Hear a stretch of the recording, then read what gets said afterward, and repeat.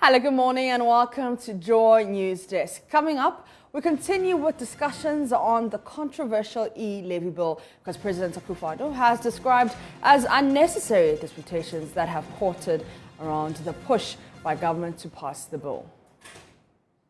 It's possible for us in Ghana to continue forever to be dependent on foreign grants and foreign loans to keep our economy going. We ourselves will have to find the money for our development. But we ask, why the seeming government fixation on this electronic tax as the sole redeemer of the country's economy at this time? Also, Attorney General challenges Yoko to go after big companies and organizations evading tax.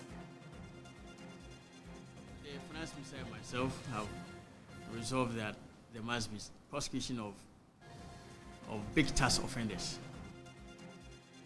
And unsafe levels of naphthalene balls, locally called CAMPHOR, found in streets vended fufu and fried rice. Details from a KNUST study. We have business and sports all coming up in this hour. I am Peter Sibili and we're live on DSTV channel 41, Go TV channel 144. This is your home of independent, fearless and credible journalism. Stay for details.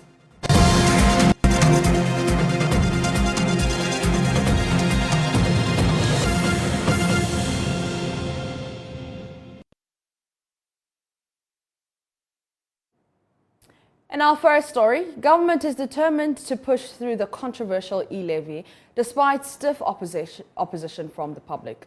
President Akufo-Addo, in his recent comment on the subject, described as unnecessary the disputations generated around the passage of the bill. According to him, he is determined to find means of addressing the issue, and he was speaking during an engagement with the Volta chiefs. Government, in order to keep the country going, had to incur additional expenditures for the free water, the free electricity, the provision of free food. These were unavoidable expenses that government had to make. So the gap, the fiscal impact of what we had to do has been considerable. These are the efforts that we're now making, which are being resisted by the opposition to us, to try and close the gap. It's necessary for us to do so because that is the only way in which some of these matters can be addressed. It's not going to be possible for us in Ghana to continue forever to be dependent on foreign grants and foreign loans to keep our economy going. We ourselves will have to find the money for our development. And that is the reason why it's become necessary for us to introduce these measures like this famous tax, which has caused so much unnecessary, in my view, disputation. But nevertheless, we will continue. We will, I'm determined to persevere, to make sure that we find the means to address some of the issues that you have got. It cannot be done other than through government. Government doesn't have any money on its own. It has money from the taxes of the people. Right. There seems to be a lot of push at the governmental level to get the bill through, with warnings coming from different sectors of dire consequences if Ghanaians reject the bill. The Greek minister, on his part, is warning farmers will not get subsidies without the e-levy. Now, with the price increases on the world market, we are also facing problems with revenue collection in Ghana and everywhere else because international trade has also shrunk. And we get most of our revenues, government revenues, from international trade, import and export. That is why it's become necessary for this government to look for alternative sources of revenue to close the gap, and hence the electronic levy.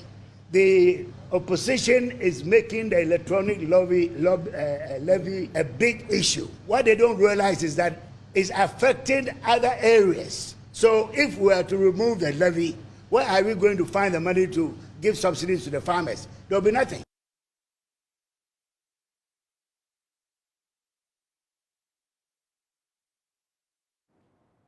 Roads Minister Kwesi Amokwata also says without e-levy, there will be no road construction.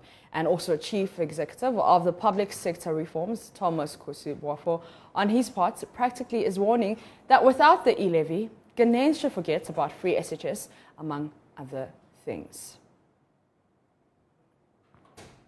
So what is the seeming fixation on passing the bill in the face of public outcry? Is there no other options available to government to raise revenue? Professor Lord Mensa is an associate professor of finance at the University of Ghana Business School, and he's joining us for that conversation. Prof, good morning, and thank you so much for your time. Yeah, good morning, and good morning to our listeners. Now, Prof, we're seeing government bent on passing this bill despite an overwhelming backlash. Like, what is at stake here? Come again, I didn't get your question. Sorry.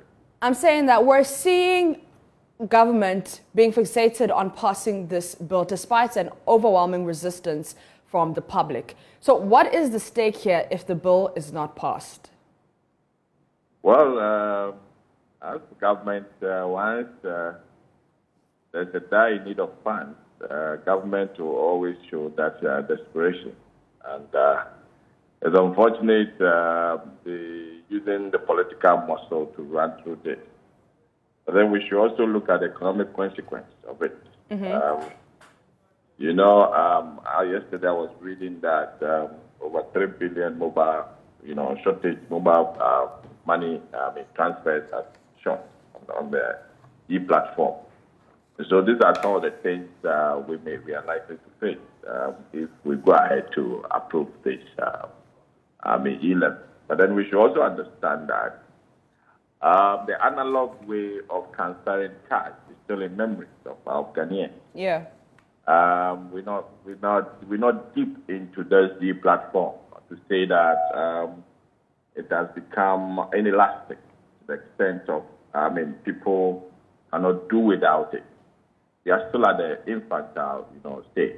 And I can tell you that if we introduce this, mobile money levy, and we end up putting it at a certain threshold, there's a tendency of not achieving all the investment we've done in the e-platform that, in the past. Remember, this administration can only boast of, digitization and all those.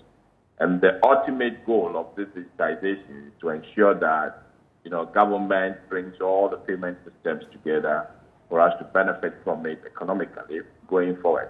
Yeah. The unfortunate thing is that if we keep on pressing this, e-levy thing, and it goes through, we might end up, being in a situation where it will discourage people from using, mobile money platform for transactions, and in the end, the benefit that we're supposed to reap. Yeah. When I say benefit, it's not, short term, medium term. It's talking about long term benefit of the investment that we've done as a state, as a nation on this platform. We might not reap it. So we have to be careful how we go about it. I will not advise the government to push it so much, but then look at alternatives. We've mentioned expenditure cuts, which they bought into it, and they should really look into the itemized lines at the expenditure side of our budget, and they should be able to attend to the situation in the short term. Now, so you said expenditure cap, and the roads minister said without the e-levy, roads will not be constructed. On the other hand, the Greek minister says farmers won't get their subsidies. What have we been doing this? Now, I think that the statement made by the road minister is more political than economic. Okay. Because if you look at the numbers at the expenditure side, I always look at that item for other expenditure. The other expenditure is a non-earmark expenditure, and that's about 10 billion. And so I'm talking about this without looking at the capital expenditure where we get roads and all those things from. And we still have the capital expenditure intact. So for him to say that without the e-levy we will not get roads, it's unfortunate. Then I don't know what the capital expenditure is budgeted for. Yeah.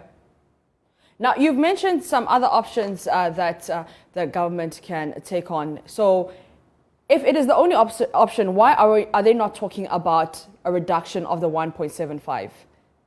Yeah, well, what's happening is that, you see, every government wants to have that free space of spending. Okay. If they don't get the e-levy, I mean, their free space of expenditure is limited. Yeah. And usually, the free space is what brings about that kind of political, should I use the word masculinity? I mean, a way of showing your political muscle to indicate that you can provide something and you provided it, And so that is what they are pushing for now. And all has to do with, politics. Because at the end of the day, they want to provide some things physical. And remember, all the investment administration has done in the past 5 years are not things that you can easily feel, some things that you can easily catch. They have been, virtual investment that we've done. Yeah. PSHS is more or less a virtual investment, which the long-term, the benefits in the long-term, so it's a social investment. We've done some investment in digitization and integration of, data and all this. Those are not things that the people can easily see and feel. And pushing for the e-levy, I think that is where they want to, in the next 3 years, they want to start, And so I won't be surprised to see the e-levy itself mortgaged when it goes through, so that at least we can get some quantums of money coming in for infrastructure development, and then in the long term we use the e-levy proceeds to pay. That is what I foresee. But I would advise the government that, they go step by step. I mean, not to look at, that kind of financial engineering mechanism that we are expecting. All right, thank you so much for your time. That is Professor Lord Mensah, and he's an associate professor of finance at the University of Ghana Business School, and he's been engaging us on the e-levy. To other stories now, Attorney General and Minister for Justice Godfred Dame wants the Economic and Organized Crime Office, YOCO, to wage a war on big companies and corporations who default in tax payments as the government takes steps to raise more revenue. Several reports indicate big corporations are not paying their fair share of taxes, and the Attorney General says he wants that fixed and immediately. Speaking when he paid a working visit to YOCO, Godfred Dame tasked YOCO to ensure that such defaulting companies are prosecuted. Yes, the passage of the Companies at 992 has actually highlighted or emphasized the very important role of the Registrar General's outfit. And for me, the innovation it has brought imposes greater challenges on the outfit. It has led to the establishment of a new office of the Registrar of Companies. And that set up, as we all know, as a body corporate responsible for the registration of all businesses in the country, from sole proprietorships to companies limited by liability. And I look at the Office of Registrar Generals as is required to be established by law. And I think that it's very important that we speed up the operationalization of the office.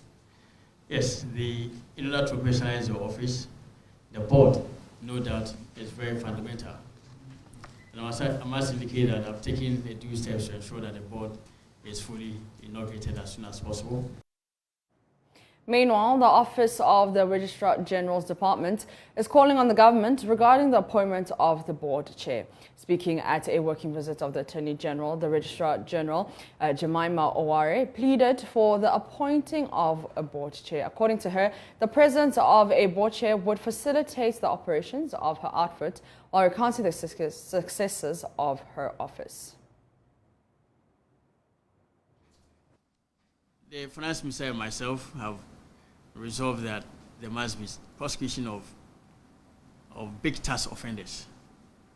Because the state's effort at undertaking all this developmental effort, 1D, 1F, and what have you, 100 district, 110 district hospitals and all, will come to naught if there is a failure to amass as much tax as possible or to mobilize as much tax as possible for the state. And that means widening the tax net. In order to widen the tax net, we ought to ensure that all those who are supposed to pay tax pay. And indeed, there have been instances where many of the big companies and petroleum producing companies, oil companies, the mining companies, and all, grossly understate their revenue. We think that there must be a stop put to that practice. And in accordance with your money tender at 804, I'll be counting on you for the investigation of big tax offenses. By the end of this year, we'll be very happy to record that Yoko has been able to make breakthrough with the investigation of tax offenses by a very big oil firm. In the next few weeks, together with the Ghana Revenue Authority, we will form some partnership to ensure that certain offenses by some oil companies will be investigated and hopefully prosecuted. You're still watching JoyNews Desk with me, Mapita Sibidi. I'll be back after this break.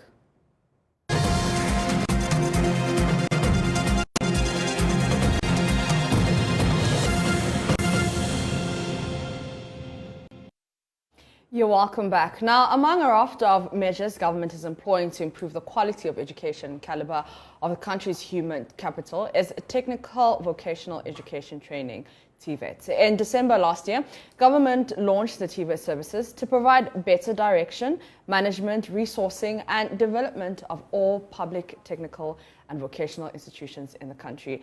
Key among the objective of the initiative is to revive the country's industrialization, drive and boom. Now, how does this fit into the national education reforms and to what end? Joining me for this conversation is Deputy Director General of the newly created TVET Services. David Pra is my guest. Thank you so much for joining us on News Desk, Mr. Pra. Thank you very much, my beautiful lady. Firstly, it's been 1 month since government launched the services. How has it been?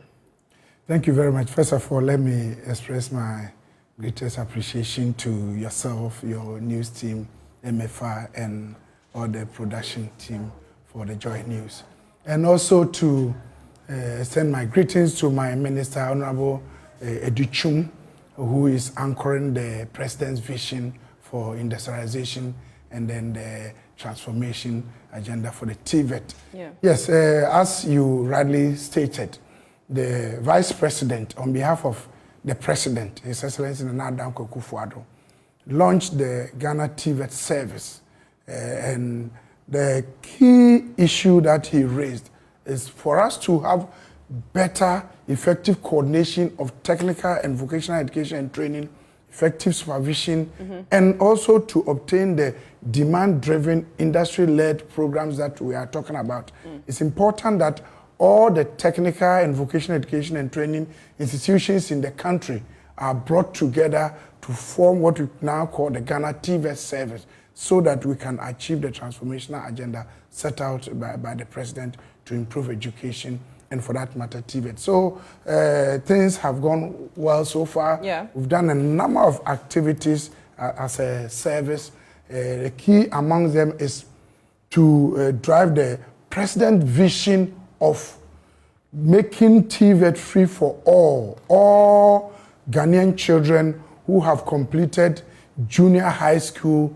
Come 4th of April, will enter TVET institutions in the country free.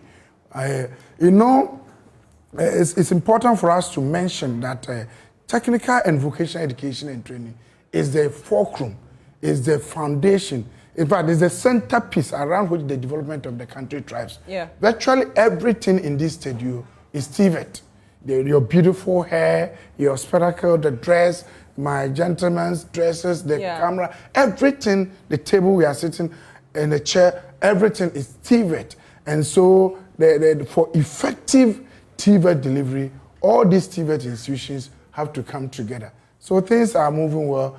We've now placed all the students who have completed the junior high school and are itching to do TVET on the computerized selection and school placement system. Yeah. That are also going to enjoy free TVET. So you mentioned that it's going to be free for all. How do you plan on funding this?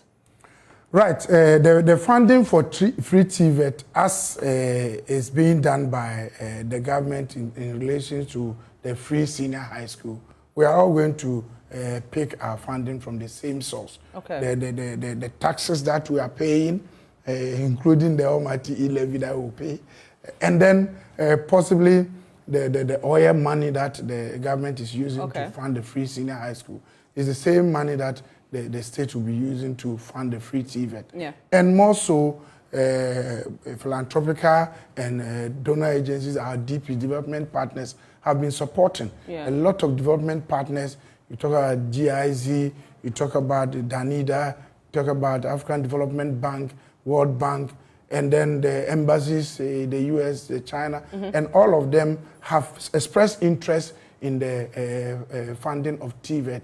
And so this cumulatively are the various sources. The GET Fund, as you are aware, is a key source of funding TVET delivery in the country. Now, the Ministry of Education is pushing for education reforms. How does TVET come into question, and what will change eventually? Yeah, thank you very much. Since you've given me this opportunity, let me dispel a notion that was expressed on this very important platform by NAGRAT President Angel Kabono. In fact, he's a very good friend, he's good, but when it comes to TVET, Technical and Vocational Education and Training, I believe that it's not his space. So the information that he gave out that TVET service was, I don't want to even glorify it and repeat it. What we are saying is that TVET is very critical. Now we are looking at producing graduates who are going to fit into the industry. Okay. The government is talking about one district, one factory, the industrialization agenda. We need the requisite manpower, people with industry knowledge, people with hands-on experiences to be able to work and produce whatever we require as a country. That is why the Council for Technical and Vocational Education then, now it has metamorphosed into what you call Commission for TVET. Yeah. And then TVET Service have come together to develop demand-driven, industry-led programs. So if the programs are not in demand, people are not looking for those graduates, we are not going to train graduates on that. So, and then industry fit for purpose programs. So the industry now determines what TVET service will produce. You see, the difference between TVET and then the other general education is that general education is producing the people out there. And then whether they find job or not, general education. But the TVET is producing people who have the requisite skills, who have the industry expertise to be able to put, if it's about this table, the decks that we are producing people who will be able to do it. Yeah. We are not looking at get ready to stop work, 1, 2, 3, and then you're off. No, we are looking at hands-on activity that will be assessed. We said, do this hairstyle. This is what if you do anything other than this hairstyle, you have not achieved. Okay. So that is so that we will produce people who will be able to fit well into the industry. Take, for instance, in the aviation industry. Yeah. If you compare that sector, which is TVET, as opposed to any other sector, in the aviation industry, you can either fly the plane or you will not. You don't have percentage. Though I can fly the plane 90%. What about the 10%? Yeah. The 10%, if you fail, will put the whole citizen and then the passengers at risk. Yeah. So the TVET is producing people who are industry required, people that the industry expects, but not any other person. That is why I had a small challenge with him when he said that it was not necessary to create the TVET service, but we should put the TVET in the senior high school. No. Currently, we have what we call SECTECs. Okay. That's secondary technical institutions. You know, the major challenge of the SECTEC is that they are poorly resourced and retooled. But go to all the TVET institutions. Currently, go to Accra Technical Training Center, just here. Go and see the resources. If you go to automobile department, if you go to mechatronic department, if you go to electronic department, modern tools and equipment that the government has provided. Modern. But all the 34 MVTI institutions have been raised down and completely built. I see. Built by the government. And now the emphasis is on TVET. Everybody is talking about technical and vocational education. We have even done away with what the mindset of trade programs or trade institutions. All of them are technical and vocational education and training programs, be it even the current demand programs like welding and fabrication, like what do you call tiling, like mechatronics. Yeah. Now we are even going further. The president has announced the establishment of what we call applied technology institutions. Okay. One will be sited at East Legon, just behind TVET service. They would look at what we call automobile industry. Okay. The students will assemble vehicle in this country so that the graduate, when they finish, can now go to Mercedes, can go to design, and then fit well in their activities.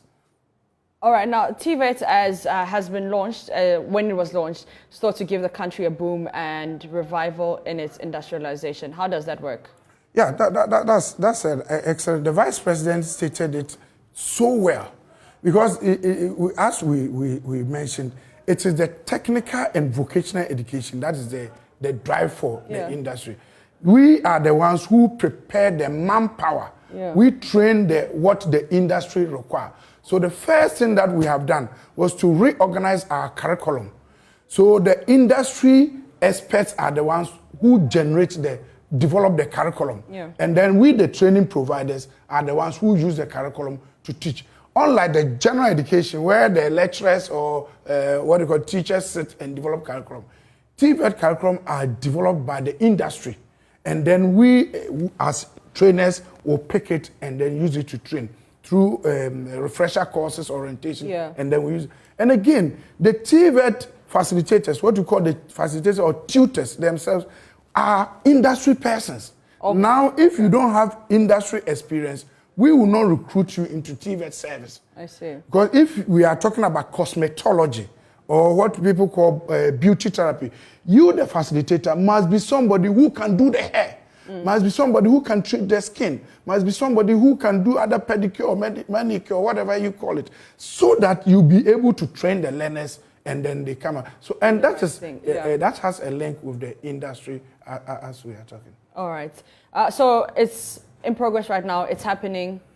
100%, as I have stated. Now, you know, previously it was only the 47 GES TVET institutions that were enjoying the free TVET. Yeah. So the president said, no, Ghanaian children must be treated equally. Okay. 139 institutions from OIC, MVTI, gratis, community development, youth leadership training institutions, Agric TVET, and all 139 have been added to the 47. So now we are looking at 186 institutions in this country that are going to run the free TVET come, if God permit, April 4th, 2022. April 4th, 2022. I look forward to having another conversation once that is in session. Let me say that on behalf of the minister and then my Director General, Mrs. Mausi Nudeko Awuti, with your knowledge in the technical and vocational education,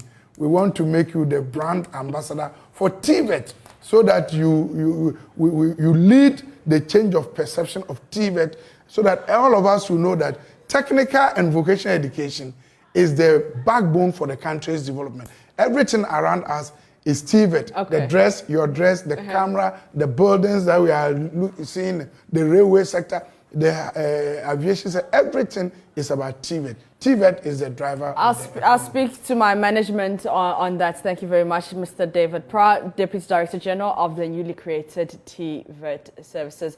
To other stories now, respected Ghanaian statesman and economist Kwame Pian says until members of Ghana's parliament apologize to the nation for their recent exchange of blows and misconduct on the floor of parliament, he will never refer to them as honourable. Speaking at the launch of the John Evans Atta Mills Memorial Heritage at the City Hall of the University of Ghana, he urged the MPs to emulate the life of former President John Evans Atta Mills. Most of the politicians now will not dare. They will say, the supporters will kill us. We are terrified of the supporters we have. We've militarized them, foot soldiers. we are scared of them. Invisible forces, boot for boot.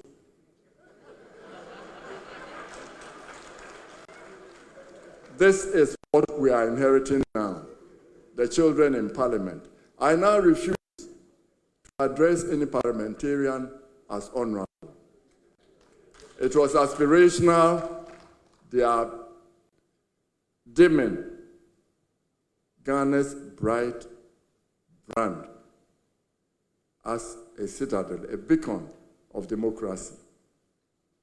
So I will not address any of them as honorable until they apologize to the nation.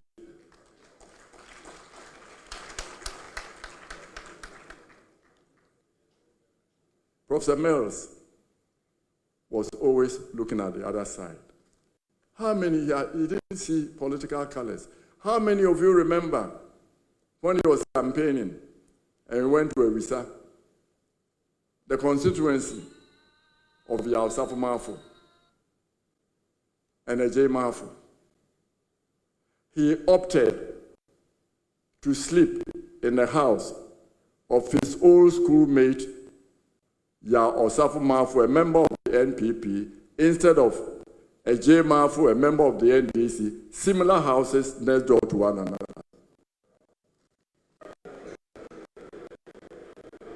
We are paralyzed.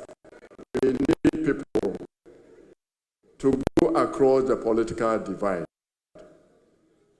And Mills definitely have crossed the political divide.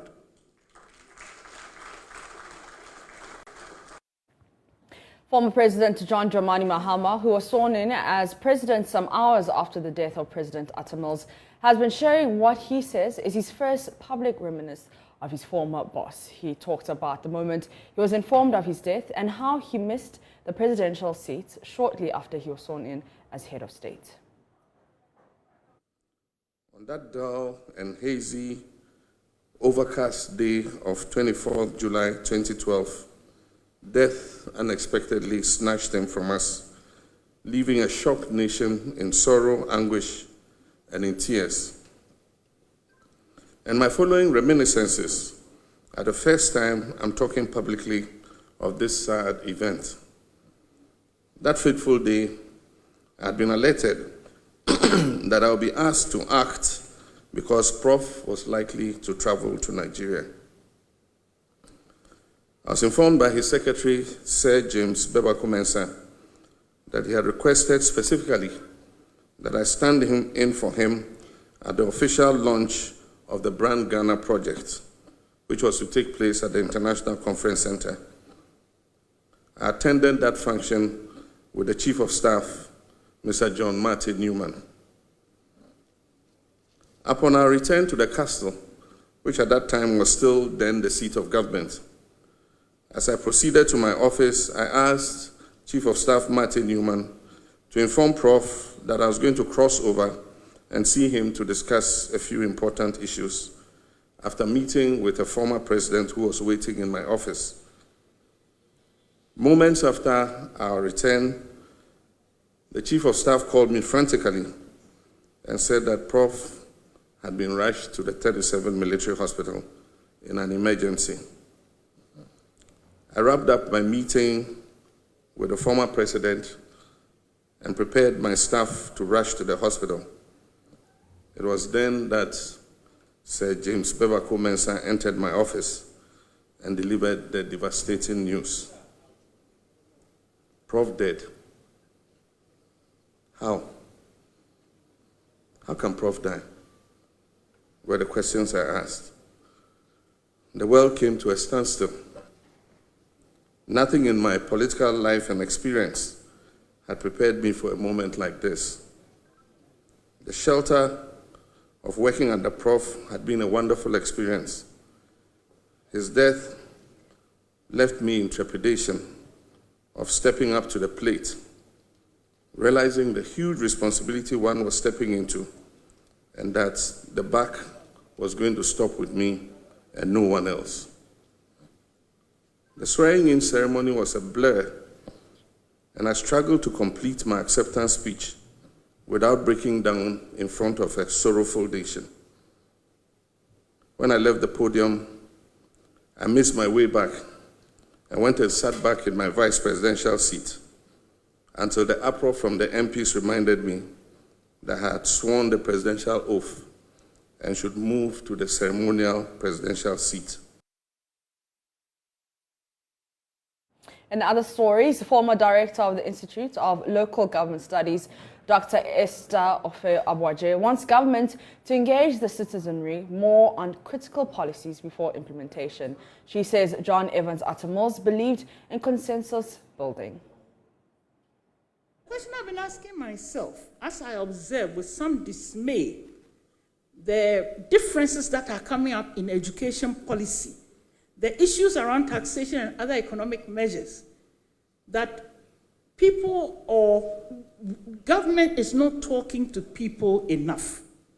So the question I'm asking is it that our consultative processes, activities, ideas, and proposals, rather than eliciting our inputs, are designed to persuade us down a certain path?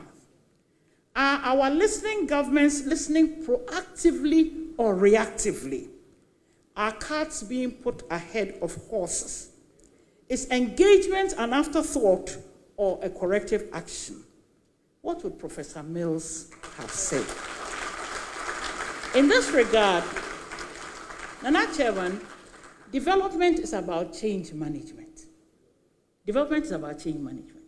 And change management is about communication. Without communication, you cannot manage change. You cannot share a vision. You cannot manage resistance to change. What would Professor Mills have said? Now more urgently than before, Nana Chair, we need to have consensus. We need to be more united as a nation on national consensus. But it would appear that there are more divisions and protests on major development proposals. It appears that there are widening distances between the people's representatives and the represented. Is the answer in wider consultation or consensus building? Because Professor Mills believed in that. Camphor is used in our homes to ward off insects and keep homes fresh. But do you know at certain levels it can cause diseases such as cataracts? However, a study carried out by Care and UST scientists has revealed consumers of street-vended fufu and fried rice may be suffering from ailments caused by the presence of camphor in their foods. This is after research found dangerous levels of camphor in these foods. JoyNews medical reporter Dr. Netta Pasram speaks with the lead scientist, Dr. Gloria Matanda Ankar-Brewu of the Department of Food Science and Nutrition, KNUST. Yes, camphor, I've been using it for a very long time. I use it in my room. It gives a very good odor when you put it inside your room. It drives away insects like mosquito, cockroaches, and ants. It's very good at times. I also put it in my water. Naphthalene is the main ingredient in camphor, which is commonly used by locals for water purification. Do you know it has several side effects, from skin irritations to gastrointestinal problems such as diarrhea, vomiting, nausea, and some neurological problems such as confusion and convulsions? Yes. Naphthalene, I'm sure we are all familiar with naphthalene.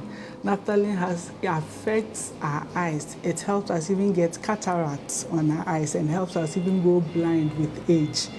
The scientists found that the concentrations of camphor in hot pepper sauce and fried rice was as high as 6,500 milligrams per kilogram. The polyaromatics that was mostly identified in all the researches that have followed later, we realized that naphthalene is also one of the highest polyaromatics that we find in our street vended foods. So the water that they fetch overnight, they want to try and then sediment the dirt that are in it. So they use the aluminum ball, the naphthalene balls to sediment the dirt. And so by so doing, though it's hydrophobic, it doesn't dissolve easily, but it has a lower rate of dissolution. So slowly, after it's there for a very long time, by the time you realize it has dissolved completely in the water, and then we are adding more naphthalene balls. Naphthalene, if we can take naphthalene away from our waters and using them as pest repellents, we will reduce that a lot. They also recommend the review of policies that govern the use of camphor in food preparation processes. Reporting for Joy News, Dr. Netta Pashram. You're still watching Joy News Desk with me, Mapisa Sibidi. Up next is business.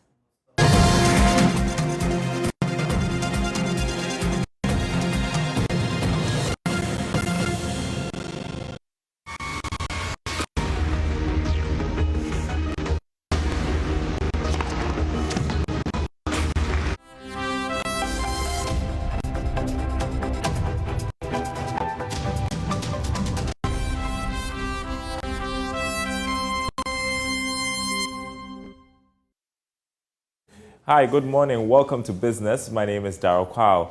Asante Gold Corporation, owners of the Bibiani and Kubi Gold Mine in Ghana, have gone to the aid of victims of a recent explosion at Apiate with 160,000 Ghana cedis worth of sanitary wares, building materials, and kids' playing items.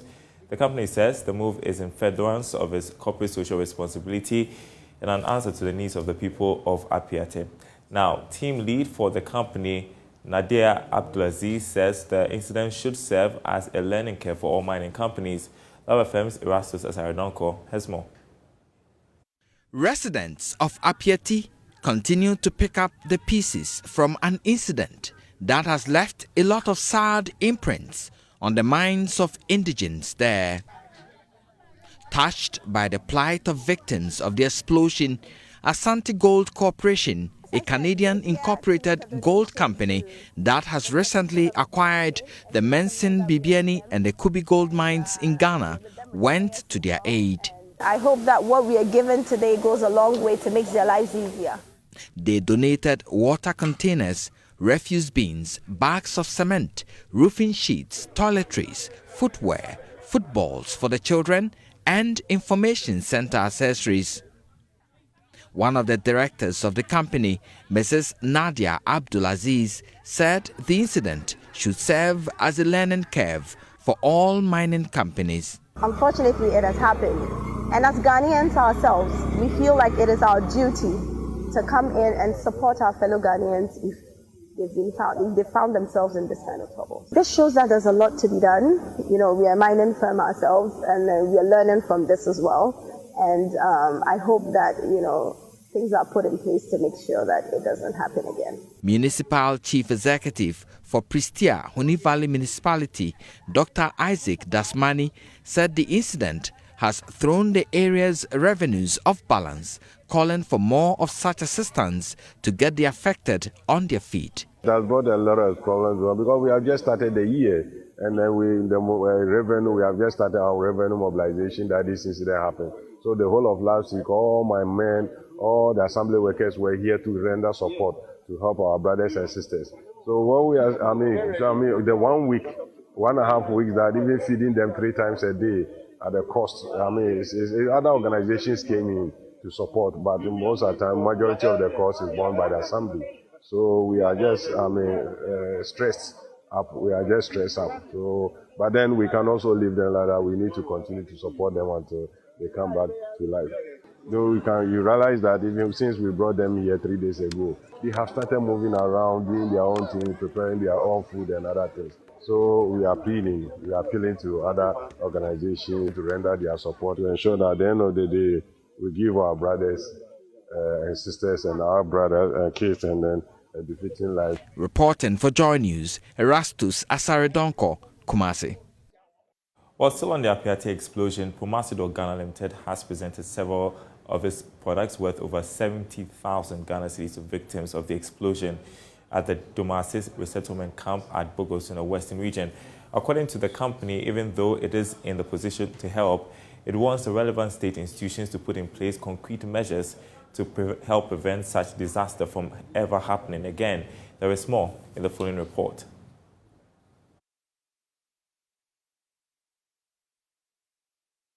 Since victims of the Apiati explosion were relocated to their temporary residence at the Dumasiri settlement site, several institutions and well-wishers have been presenting several items of various forms to the inhabitants.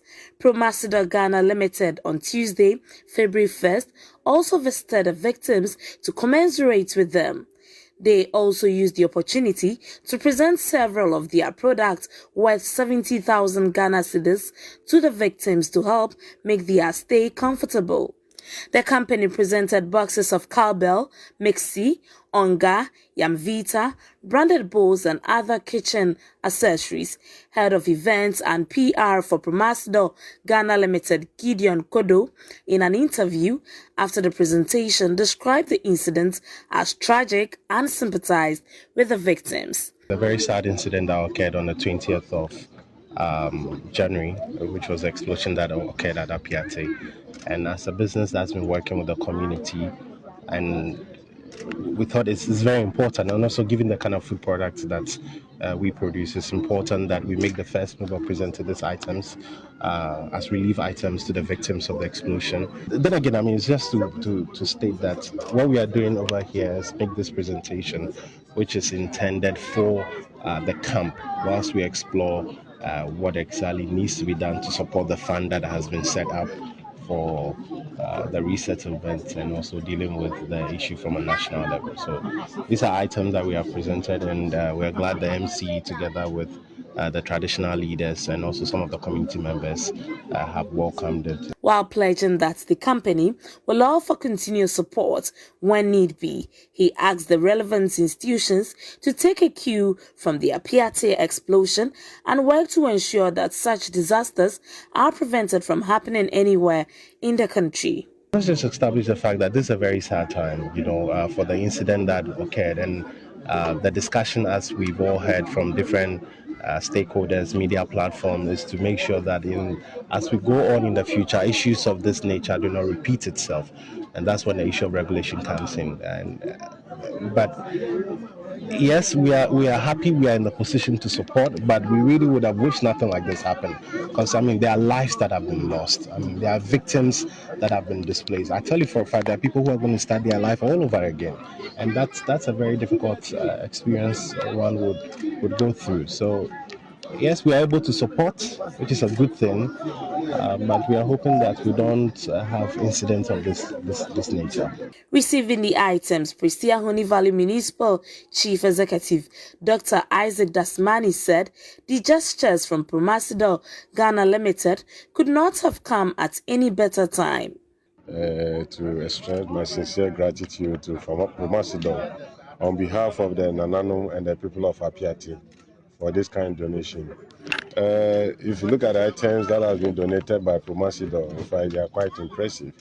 And since this incident happened, a lot of people have come here with items and the various forms, but they have also shown that they are also there for us. And I, in particular, am very much excited. Given their relationship and the kind of that we have established with them. These items that they've seen here, we are going to make sure that we distribute to the children, the mothers, and then those who actually need.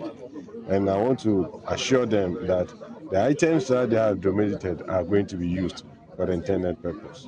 The chiefs and people of Apiate applauded Promasidor Ghana Limited for the presentation. For Joy News, in Athalia Kwanza, Apiate. That's it for this segment. Muftau is up next with sports.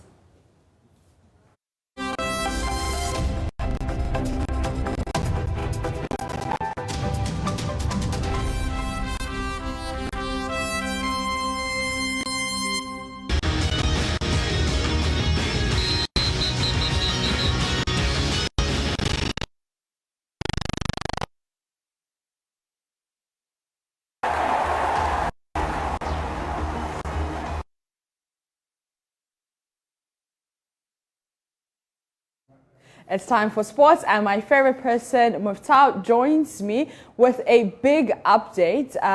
Muftau, why is Chris Hughton behind us? He was at the Jubilee House to meet the father of the land. I see. We understand he's gotten the blessings of the father of the land to become the next head coach of the Black Stars. But the FA too have also reached an agreement with Otto Addo to become the coach of the Black Stars. I see. So that's where we are at the moment. The FA, led by its president, Kato Krek, who were in Germany, as we mentioned earlier. They met Otto Addo. They've gotten an approval from Borussia Dortmund to have him coach the Black Stars in the interim. They've not reached any long-term agreement with him. It's in the interim for him to handle the last 2 matches of the World Cup qualifiers against Nigeria. That's what we understand. That's what sources have told us. What we also know is that there's the likelihood that there will be a meeting on Friday with the gentleman who brought down Chris Hughton, so that they could... Who is that gentleman? They call him the Prime Minister. I don't know if he's actually Prime Minister. Is this Gabby Ochadako? Yeah, I don't know. But they call him the Prime Minister. They call him the Prime Minister. Yeah, okay. That's how they call him. That's why. Okay. He's been trying to get Chris Hughton the job for the last 7 years, and I see.